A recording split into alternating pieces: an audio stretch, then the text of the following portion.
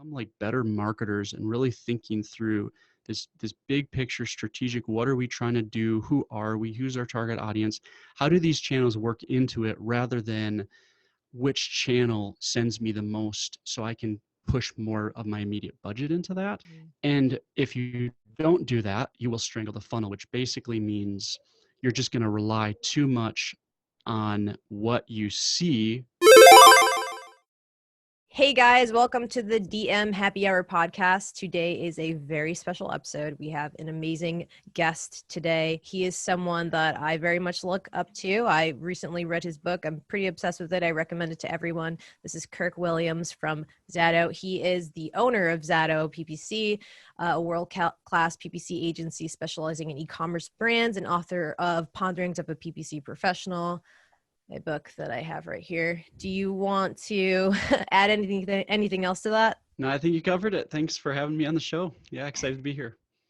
Yeah, I was just complimenting your setup previously, and I'm pretty sure all of our listeners are going to be obsessed with that one. We got a lot of nerdy folks here, but curious, Kirk, from the beginning, if you can break down, like, how did you come across your career as a digital advertiser? Because everyone's career path is so unique. Most of us are all pretty, all amongst the self-taught kind of groups. But how did you go about your career in advertising and then building this really awesome agency?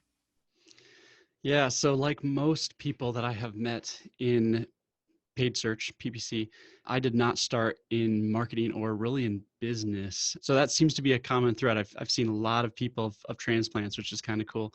So I actually started with degree in theology. So I was actually in theology school and was working overnights at Target Corporation. So I was stacking boxes on the shelves. And actually, I didn't mind the job. I just hated the overnight. So I'd work overnight and I'd basically collapse into bed for a couple hours, like high five my wife on the way through, as she went to work basically in the morning. And then I'd do some classes, catch a little sleep in the afternoon, high five my wife on the way back, and then head back to work. And that really sucked. So that was a few months. And basically I got to the point where I was like, I don't care. I will take basically the first job that comes around. And it was some friend that I had. And he said, hey, I work at this company. It's a little e-commerce company. We do some marketing stuff. I was like, I don't know marketing, but sure, I'll hop in. And that kind of started it. So I started doing some content stuff where literally I would take like the manufacturer catalog, like the physical pages, and you'd have that open and I'd put that on the desk, and then I'd literally just type in what that manufacturer catalog said into our product pages. And then from there, I started doing paid search there for that company. Eventually started realizing I really like this, got my own clients, and kind of that was almost 10 years ago now. So just kind of went from there and love it. So I kind of feel like I totally fell into it, and very fortunate in that regard, because I know sometimes people fall into careers that they don't necessarily love, and I absolutely love the career that I fell into. So yeah, that's I guess the short version. It's funny. That's kind of how I stumbled upon working with Isaac. I was like, oh, this seems really cool. I was like floating. I was a photographer. I didn't really exactly know what I wanted to do. I always hustled as a photographer on since I was in high school, doing like weddings and things like that, but I can never like scale my business. And I very like loosely researched online advertising in that entire world. And then I was just like, oh, this seems really cool. And then I researched a little bit deeper, and then I started working with Isaac, and then it was like the perfect storm, and it's one of those careers where I think anyone can make a space for themselves in here. What year did you start working at Adventure? I started working at Adventure, I think 2016. Okay. 2016, something like that. Yeah. So I'm like 4.55 years into my career. So hopefully when I'm 10 years deep, I'll write a book as well. Yeah. That was like 2016 was like the golden years of like manual ultra deep segmentation. That was like, there's a brief small amount of time where we went in and we just over segment things in our, Google Ads accounts. I'm sure you guys did as well. And like everything was so crazy segmented, and we're managing things manually and doing all this stuff with device bidding and just really rocking it. And then it started to turn more automated, and here we are today. So Yeah, it's so funny how things have changed. And even just like the services that I provide my clients now, I try and go. I know you go super granular within Google advertising, but now I kind of, especially with the new iOS update, I've transitioned into offering email. I've transitioned into offering like landing page like optimization or CRO high level, just because I think email is now more important than ever, especially with FLoC. And it's something that I wanted to get For into a sure. little bit deeper, but it's so funny that you mentioned how this industry has changed so quickly just within the span of like 4 or 5 years. I remember Mhm. we would talk to our clients all the time on how like this is something that like Isaac and Patrick would instill in us. I was like a little junior account manager at the time, and you know, we would have to tell our like clients like, oh, automated bidding strategies are absolute trash because Google just wants to take your money, and we're here to help you, client. Right. You know, like we're here to make this, you know, save you money, and it hmm and things have and it was like that, back when they first started. exactly, yeah, But it now it's changed. So, and that's some of it is just kind of evolving with the changes and figuring it out, adapting, and that's digital marketing in a nutshell. I think is adapting. exactly. And listening to that recent podcast with Patrick and Isaac and just reading your book, I sense like the same inner turmoil that I have as well. It's like this love and this hate for automation because, man, it makes my job that much easier because I get to think about things that really push the needle a lot of the times as opposed to day parting. You know, like that used to be fun, but now I can spend time like actually analyzing some gaps in the business overall. But Mhm. I see this turmoil where you're just like, man, I love it. But it's also like, hey, if I pay for data, I should have at least access to it, even though Google might be smarter in how it uses it. But could you delve a little bit deeper into the state of automation today and even maybe talk about smart shopping a little bit? Sure. Yeah. So thinking, let's say specifically automation in like PPC, I'm thinking even more specifically paid search PPC. So like Google Ads, Microsoft Ads. Automation has really changed quickly. We joked about that, right? 2016, about 5 years ago. That seems like a really long time to us in this industry, but that's really just a kind of a blink in all, in business and in other industries, right? Mhm. But in terms of PPC automation, 5 years is this insanely long time. Some of that is practical. You have things like Moore's Law, where the computing power can basically double every, I think it's like 2 years, something like that. And there does seem to be some level where that will cap out at some point.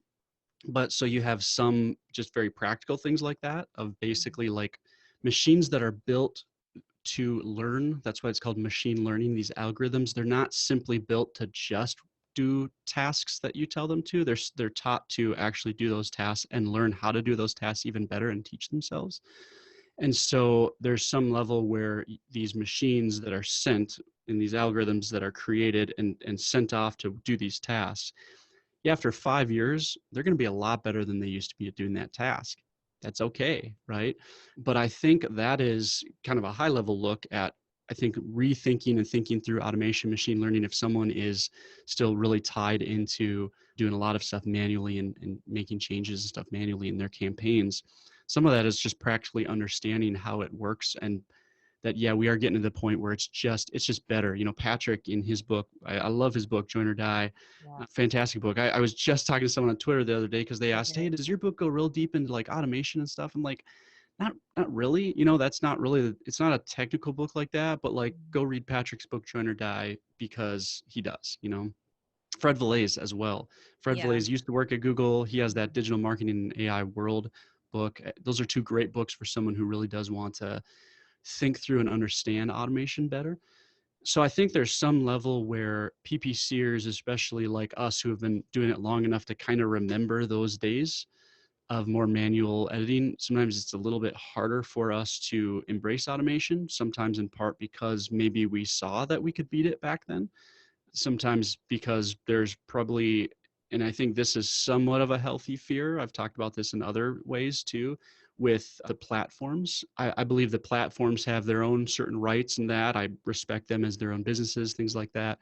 But also, I think that we can give them too much power, and there needs to be some level of oversight in that as well. So that's one of the reasons why I like that those people paying for the data have access to that. And that's been another concern with automation, is that a lot of automation does hide the process. But then you have automation like smart shopping, which is what Patrick and Isaac and Mike and I had talked about on that last podcast, where it's not simply a black box where they're hiding the process, they're hiding, the algorithm. They're actually hiding then the data as well. So Mike coined the term black hole, basically like, just give us money, tell us what you want to make, and let us do everything. And like, we won't really give you any sort of data, that sort of thing too. So probably a long-winded way of just kind of rambling on about automation and stuff, but it's kind of where I see us right now. I see us as in a good place. I think automation is better than it's ever been. We see it work great. I think we need to, as Patrick would say, we need to join or die, but that doesn't mean that I'm not joining and also trying to maybe think through what are some of the other ramifications of this so that the industry moves forward, not just simply moving forward exactly how the platforms like Google and Facebook want us to move forward, but that there is some like checks and balance as well in there. I mean, I can't speak for Patrick, but just reading his book and just understanding where he comes from, it's really, he's fully embracing the automation. I mean, even in that, I forget the title of the article, but he wrote in an article something along the lines of, what makes us essentially think that we would do anything with that data anyways. A lot of the data that we used to see like in 2016, like we would talk to our clients about it, but I mean, I remember times where I was flustered with it. It's just like, there's so much data that we can't even make optimal optimizations with it. So it's just like, why shouldn't we trust Google to fully automate that from end to end and to figure it out? Simply because their machine learning capabilities are way more advanced than our human brains. Whereas Mike Ryan was more along the lines of, yeah, I actually like manual, like I like segmenting out my campaigns entirely. And I think that your book and where you're at too is like very much in the middle, in the sense, like I could see the pros and cons to both. And that's where, I mean, I'm not as far into my career as you guys, but as of right now, I almost feel like I can't formulate an opinion until like absorbing all of it truly, because there's so many pros and cons to both. And I kind of want to see how it unwinds and what Google's next steps are. And I think, especially when we talk about even like the next level of analyzing data, it's like, how are we gathering it? Like Google's even introducing new systems. I mean, Facebook's new iOS update kind of screwed up most of my accounts, but but I even think that's like the next level of it, which is really interesting to see that all develop and unwind. And that brings up even another side of that whole conversation too, which is not even just simply advertiser and platform, but now you have that data privacy thing as well, right? Yeah. So you have the users, but also more and more, federal and nation states and stuff like that are making decisions and thinking through that. And now that's kind of this vital part of that, because we're going to start seeing decisions and thinking through in good ways for good reason, that sort of thing. But it definitely throws an even bigger thing into it, almost. Yeah. Bigger monkey wrench into it. Yeah. But I think that's why your book is so important, just because we need to think through these things and we need to think about how it affects our clients. And like for me, even when I work with just 5 small clients and, managing a spend between, like, depending on the quarter, like $500K per month to up to maybe $800K. That's like the most that I manage on my end. And even with that, I just work very hard to be transparent with the client. Like, we're still figuring it out. Like the minute that I learned about FLoC and that new introduction, I'm just like, hey, client, heads up, this is what we're learning. Google is rolling this out. Like same with the iOS update. Like, hey, let's look at things big picture as opposed to being so ROI or ROAS obsessed. And I think that leads into this topic that you talk about, strangling the funnel. Whereas us as performance-based marketers, we're losing data. We're just in a weird, interesting space. Like, it's weird and it's also interesting with how Google is changing so rapidly. But when it comes to strangling the funnel, I've had a hard time where I focus a lot on the immediate results just because of the platforms that I manage, right? I'm looking at ROAS all the time, optimizing for ROAS all the time. But now iOS kind of shook us up and made us realize we really need to start thinking more as marketers and thinking about the impact and, like thinking about what we used to mention is like vanity metrics even. So this concept of strangling the funnel, can you break that down a little bit more for our listeners? Yeah, so I think that's great, what you've noted, because I'm right there with you. I see what has happened with kind of the performance marketing, the data-driven digital marketing type stuff that we've known, like the past 15 years. Let's just put a time on it. Mhm. I see that as a parenthetical statement in marketing because I truly think that is, I think there are reasons that should go away and that have to do with attribution, which I'll talk about with strangling the funnel. But and then I also think it's just going to go away because of more stuff like iOS 14 and Google Privacy Sandbox stuff and continued changes and requirements for that. Virginia just passed, at the time of this podcast, Virginia just passed something that's similar to California's privacy law that was similar to the EU, right? And so I see where we're at as a little bit of this like parenthetical statement, i.e., here's what marketing's been like. Oh, and then there's this like thing that happened in the middle, and then like here's what marketing is still like again. And I think that has to do with this idea of like performance marketing, like directly tracking, like really focused on, hey, show me exactly what is leading to the results. Show me that exact chain so that I can put my money into that, right? And the reason why I think that is a little bit of a parenthetical statement and why maybe there's part of that needs to die. Data is good. I'm not saying data is not good, Mhm. but we can have an over reliance on what our attribution model is telling us that is not necessarily maybe fully accurate. So what I mean by that, in case there's someone listening who isn't quite fully, aware of attribution, things like that, attribution is basically just you're tracking what are the different ways that someone comes to your site, and then you're assigning some level of value if they purchase to those different sources, right? So 100% value of that sale, and it's like you're just doling out like, let's give the last click, that last ad they saw, let's give that 30%. Let's give the first click because that was the first time they saw something about our business branding. Okay, let's go ahead and give it 20%. The middle ones, we'll throw in some percentage there. There's our attribution model, right? And there's different models, there's different things. Last click means 100% of your credit goes to the last source that drives it, which is just totally mind-blowingly horrible, right? Because In every you're just way. ignoring everything in the front. First click also isn't quite the best thing, right? But anytime it's more complex than that, you really are starting to get into the realm of kind of like arbitrarily assigning value. And one of the reasons I say that, so this is part of what I talk about in the book, is one of the things that I don't know we'll ever be able to track is not simply just like the hit itself, the traffic hit in that chain and what sort of value, but like there are different there are different things that a user as a person, as a human, intakes it like emotionally. There are different things they see in this ad, maybe in the middle, that just connects them emotionally. And yet like their toddler might interrupt them from purchasing and they forget about it and they don't even come back for 2 weeks. But yet it could have been that middle visit that like that maybe they didn't even visit it. Maybe they saw one of your Facebook ads and it just spoke to them. They loved it enough where they even remembered that brand, and then they just didn't buy anything for a couple weeks. Well, like there's not a great way to track that. So all that to say that I already have like hesitations about our over reliance on attribution and that tracking thing anyways. You start throwing privacy stuff into that as well.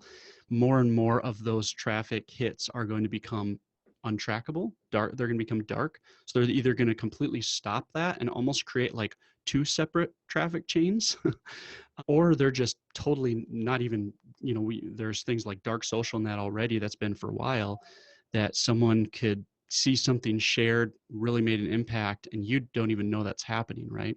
Right. So all that to say, when it comes to attribution and kind of thinking through that, And I guess strangling the funnel was kind of your first question, but I see this need to really reevaluate and become, as you said at the beginning, become like better marketers and really thinking through this big picture strategic. What are we trying to do? Who are we? Who's our target audience?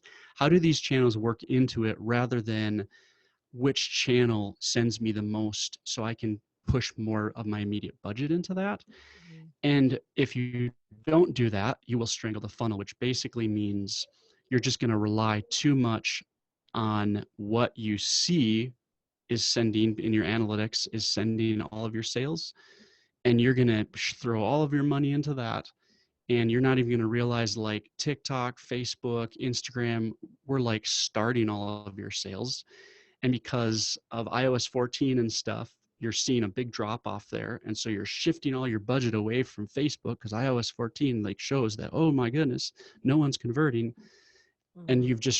you've strangled the funnel. You've killed off the top part of the funnel where people were first learning about your business.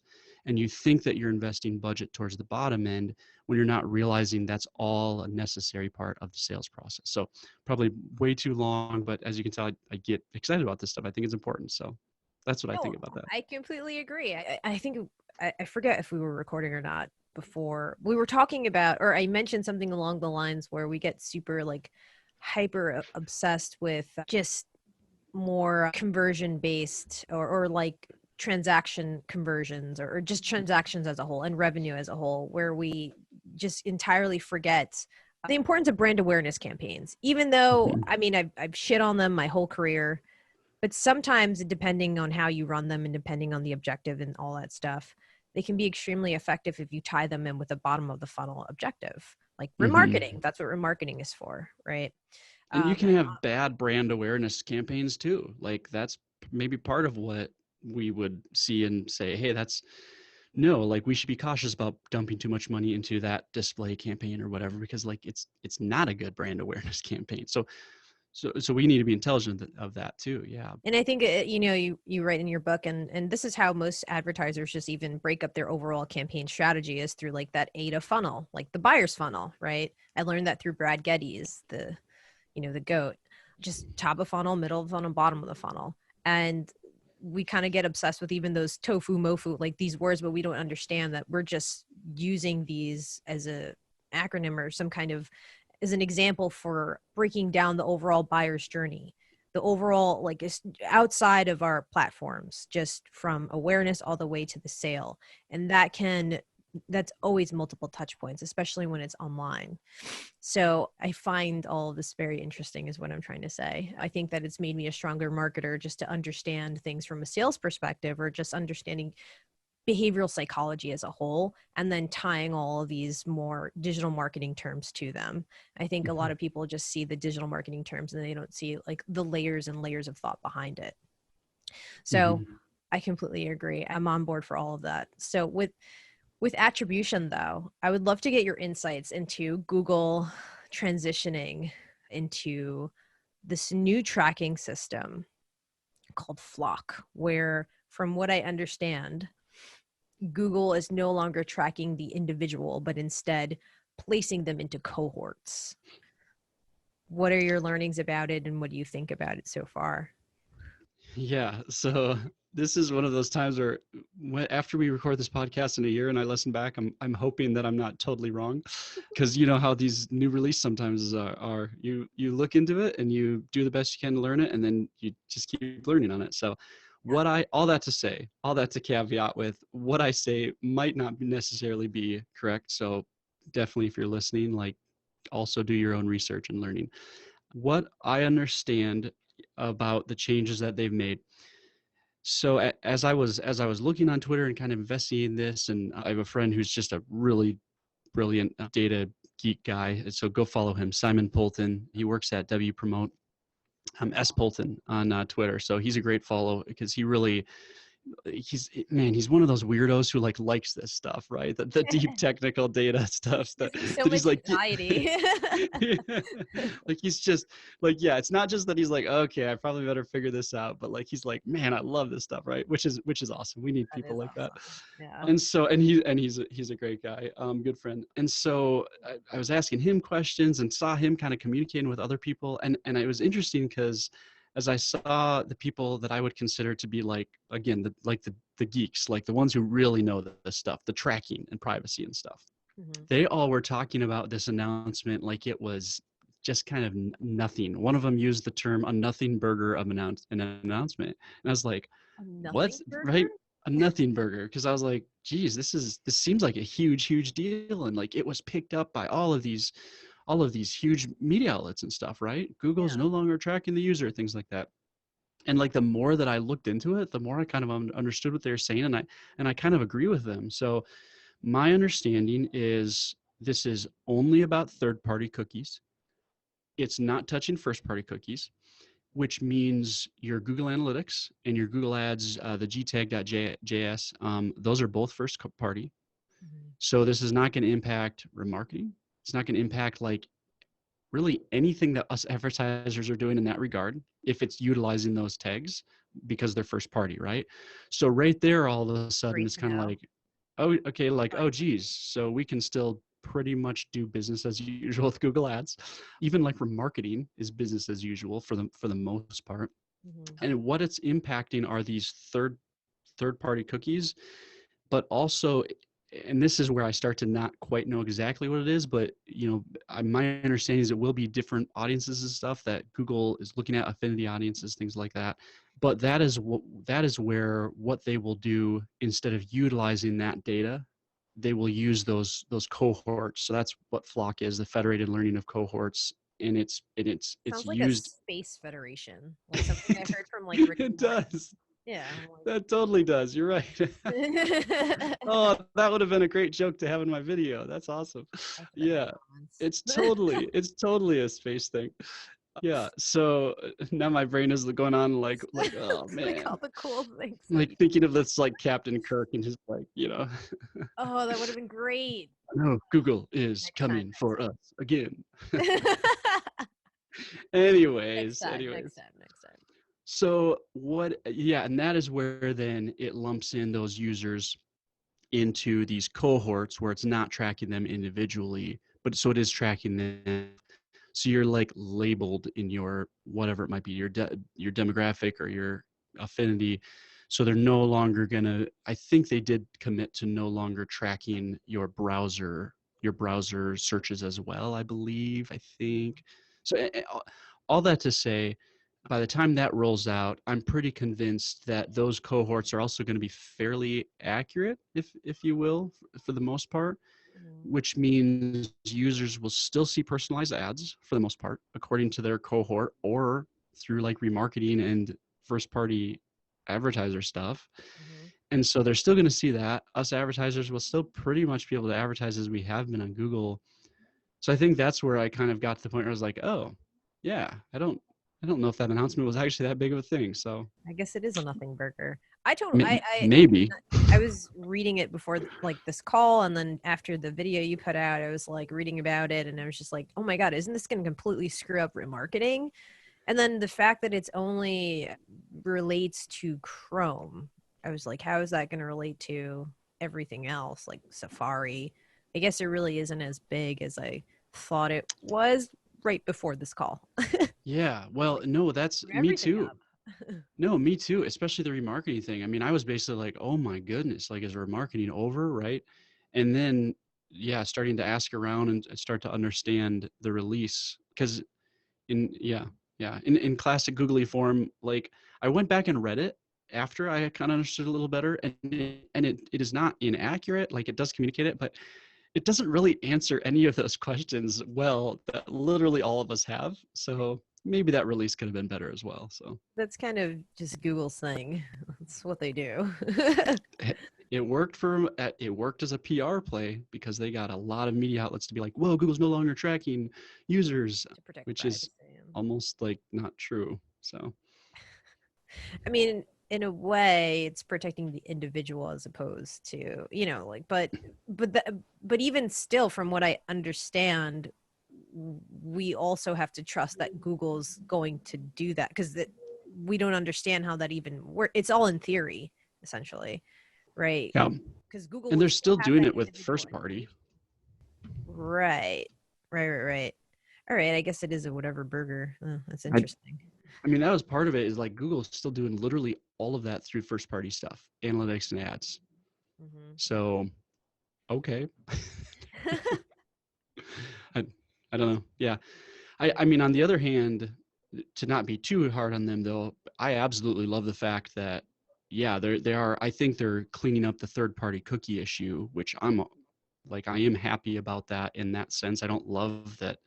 In essence, that just makes Google like that much more powerful, since they already control that data, and now like no one else can even access that data with this. So that kind of stinks. But I do like the fact that they're cleaning up the third party cookie thing, because I think that was a problem, a privacy problem. So Huge problem. Yeah. yeah. I mean, I guess, yeah, there's that. There's that.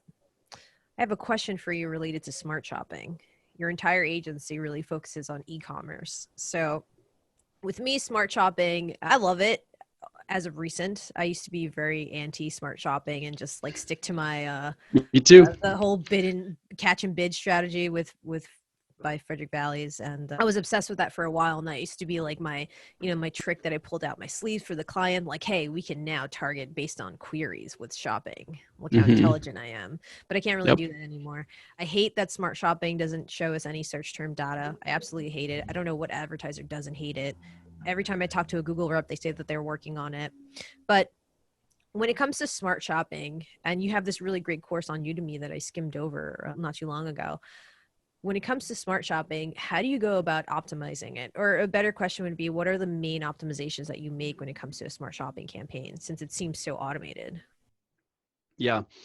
So for those listening, go buy my Udemy course, because I'll talk about this in I'll, more I'll, detail. I'll plug it in the Hashtag. description. Yeah. Hashtag shameless plug. So yeah, there are the main obvious ones, like, okay, you can adjust the ROAS target, the return on ad spend target, or you can adjust your budget. So and then you can replace your ad creative in that. So those are like about the three most obvious ones that you can do, and they probably do have the biggest impact. But when you start to pull back the layers, there are more things that you can do. Especially, I point people towards the feed, of getting better at kind of thinking through and managing the feed, because if the way that shopping has always worked hasn't really changed, but smart shopping is just more aggressive in this, and that's that shopping, because as you said, aside from kind of hacking our way through controlling like groupings of queries through those campaigns, you couldn't really just say these are the keywords I want to target. And so in some ways, shopping has always been about making sure that your feed data is filled out and well, and that you're testing it. You're testing what's in your titles. You're testing, those core keywords that you've used things like your search term report for, to test, to find, to identify, and then test those different search terms as keywords in your titles, description, stuff like that. Making sure that all of your stuff is filled out. And so that is probably even more important with smart shopping, because that's really also the other real core way that you're telling Google, here's who I'm interested in. So one common feed thing that I see in many accounts is the product type gets ignored. Product type is an important field that Google looks at to see how your products relate to each other. And I think as we change our thinking more from that old school, how can I control this, and more like, how do I help the machine better, right? I think that's where we start to see, okay, with product type, if we are telling Google, here are the ways that we're categorizing, here's how we see these products interrelated within their different categories, within like the category tree, that sort of thing. That's just giving Google that much more data in terms of how we see these products, where they fit in, and then Google's taking that with all of their millions of data signals on this user who is on Gmail maybe, or YouTube, or actually searching, and then they're kind of they're bringing those sort of things in So yeah, aside from the obvious ones, definitely making sure your feed is locked down. I talk about that in the course a bit, even talking through things like supplemental feeds and grouping products with custom labels. That's probably another, actually that's maybe even like a really big one would be identifying good products to group together so that you can target them well and the machine well. So think like that. That's the biggest thing to take away as you're thinking through smart shopping optimization. Like, how can I help guide the machine in the best way possible? And I think that's where you'll see the best success. What's your favorite Google column, or like your top two? Favorite Google column? Every advertiser has their own kind of, I mean, for a while, I mean, mine was the classic, conversion value divided by cost. Yeah. I've transitioned into more sophisticated columns. Yeah. Well, now I'm curious. I mean, I probably, as in terms of what I look at the most, it's probably conversion value divided by cost Yeah, in same. e-commerce. Although I do really like keeping an eye on our auction insight stuff. So like, top impression share, that sort of thing, Mhm. just to kind of see where we're at with those sort of things. What are your favorites? Now I'm super curious. You have me intrigued. No, it's not really fancy. Top impression share. Ah, Um, Same. I'm looking at, yeah, I'm really looking at top impression share. I'm looking at all the advertising metrics, conversions, conversion value divided by cost. And then from there, I kind of like just reverse engineer everything. Okay, like how's that going? How's that leading all to that end result? I mm-hmm, think every account is different, but specifically with shopping or like e-commerce accounts, you more or less look at the same things time and time again. mm-hmm. I was Yeah, just we're wondering if you had any usually looking at click share a bit too. Yeah. click share. I don't really look at that one too much. Yeah, the reason why, and it kind of depends on the client, but if we see, so like we still do run typically with our smart shopping, we still typically have standard shopping campaigns that are running behind. So even though Google for the products that are in smart shopping cannibalizes it, sometimes they still do feed placements to those. And so we still typically run them in their query segmented way in our accounts. And what I noticed, especially on an account where they just really want to be aggressive on brand terms, like we might see impression share is over 90%, but then our click share is still down, might be a 30% or something. So we're Right. getting the impressions, but we're still not getting the clicks. So that might encourage us to actually push those bids a little bit more, where if we had just looked at impression share, we might not have seen that. So That makes sense. That makes a ton of sense. With your accounts, do you fully adopt fully automated bidding strategies, or are you somewhere in between where you just have to test? Like for me, I generally speaking still start with manual and then from there I'll transition. And I'll even test from there. What's your approach? I don't I don't have one right now. I don't know. I mean, we probably start with manual a bit for those reasons, especially if we don't quite know. We might get an idea of where the expected, CPCs are going to be in that, and then at least start it aggressively just to kind of see what happens. Mhm. But we've been doing testing more lately with starting right from scratch on fully automated as well. Like I think the last time I was chatting with Patrick and Isaac, I think they noted that they pretty much just start automated. If I'm remembering, if I'm quoting them correctly, I think that's pretty common for them now. Like Patrick pretty much just They just fully rolls with embrace it. Yeah. automated. Yeah. I'm So still like, shell shocked, still kind of like, oh, I don't know, like let me just start manual first just to make sure.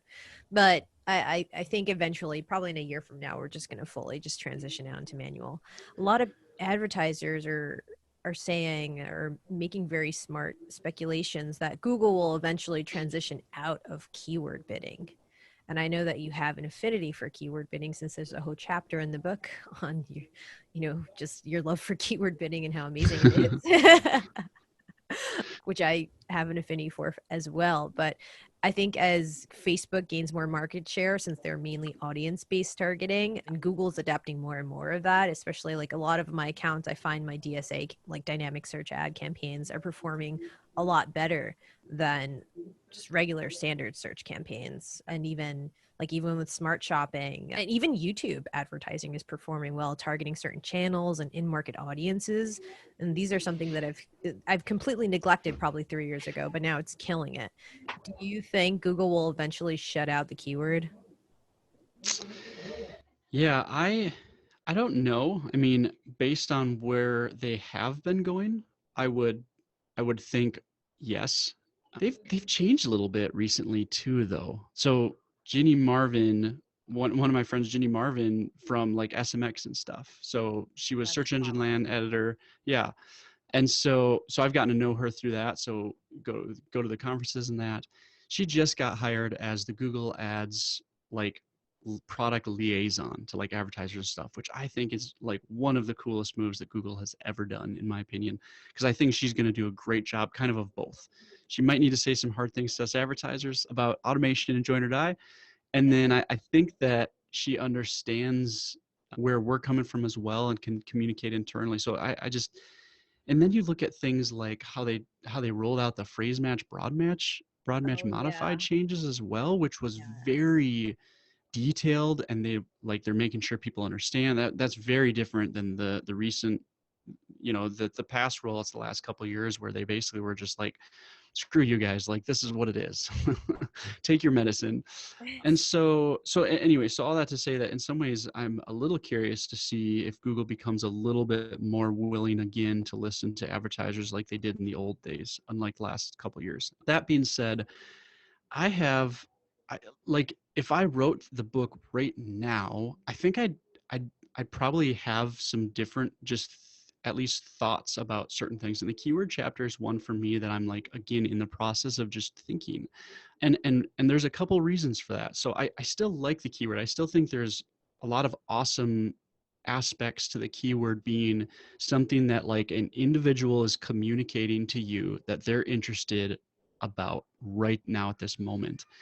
And that still really is this just remarkable advertising entity that really is not something that we've seen before, of you as a business connecting with individuals telling you right now what they're interested in.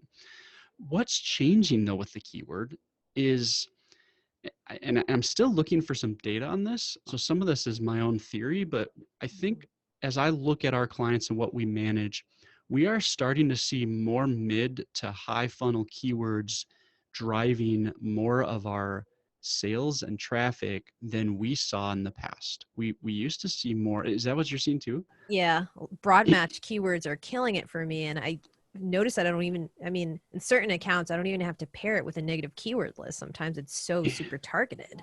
I'm like, this is And weird. it's funny because part of my theory is I'm wondering if two things are changing, if literally like a search behavior is changing in people.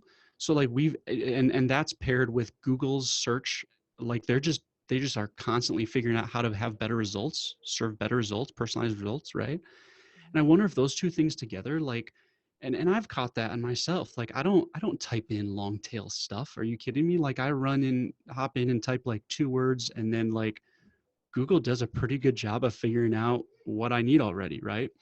So I'm kind of wondering if search behavior is changing as well, and if we're starting to see more like short, what used to be considered kind of the short tail keyword. And I think there's more of that than used to be. And the reason why that's really important to this conversation is because in the old days, again, there was more specific and obvious and clear intent in the keyword itself that I think is disappearing. And I don't even think that's like Google forcing it on us. I don't think, I wonder if that's just part of the industry maturation. Mm. And so what that means is when someone is typing in, red hat, Google has all of those data signals on this individual that like I just don't have, you know. And Google might know that they have already been searching heavily in all these different things. They already know the style. They already know like everything about this person, and that they're more likely to buy a red beanie than a red, baseball looking hat, right? Mhm. And so by the time, and the user kind of was starting to be trained in that too. So the user hops in and says, yeah, red hat. And then they like buy one on that, what would have used to be a short tail keyword, not a lot of intent in that, right? Yeah. Someone else could type in red hat. They're at the beginning of their visit and they're not as valuable. Well, if we as the advertisers are relying too much on the keyword itself and keyword intent, like we're going to probably pull away from red hat terms because, well, there's too short tail. We need to find, that was the old school way. We need to find the long tailed keywords. We need to, go nuts on those. And that's where I see automation and user intent changing a little bit. And so some of that where I'm shifting a little bit on the keyword itself, because I just think we might be at a point where like Google and all of their knowledge on the users is what is going to win the day, not specifically that keyword itself. So it's kind of where I'm at right now. I see what you're saying. So keyword-based targeting is no longer just keyword-based targeting. It's a combination of all of Google's data that they have stored on you, which is kind of audience-based targeting as well. I think it's a hybrid, which is kind of genius. Yeah. Yeah, I think so. Where in the old days, it was a little bit more of like, it was that keyword itself that was so valuable. And the keyword itself really did reveal a lot of intent, which is how we would adjust our bids, right? And I just think that's changed. And part of what I'm arguing that that's changing is not even just simply because of like Google forcing a change on advertisers. I don't know. I kind of think that user behavior is changing as well. So. And that would make sense. That would make sense. Really astute thoughts. Really interesting. I got to chew on that one. Super mindful of your time. And I know we're coming to a close. A lot of our listeners are more like beginner intermediate in that phase of their career. And if you could go back and speak to a younger Kirk that's, transitioning, just got out of Target and high-fiving his wife, what advice would you give to that person just starting out? That young advertiser, rather?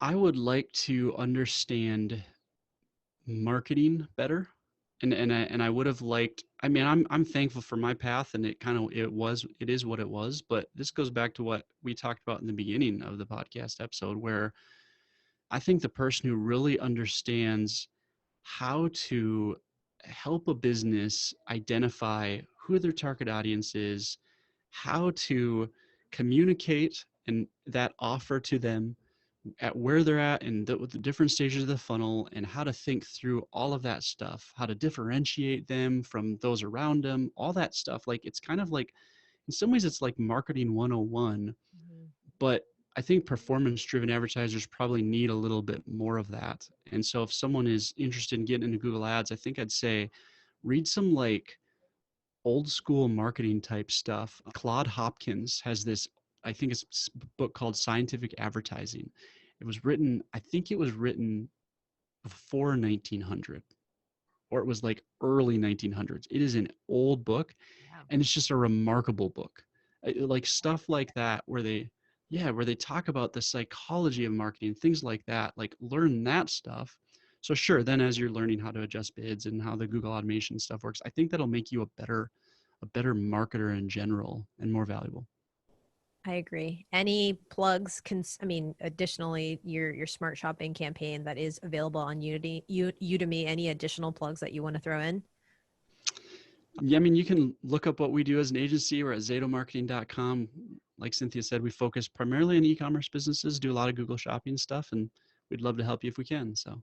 Yeah, for sure. Awesome. They also have a really great blog, which I'm a big fan of. And Kirk, thank you so much for what you do. Keep putting out valuable content. We are all we're avid consumers of it. And thank you so much for your time. I really appreciate you. Thank you for this episode. Hey, thank you so much. Appreciate it. Take care. You too.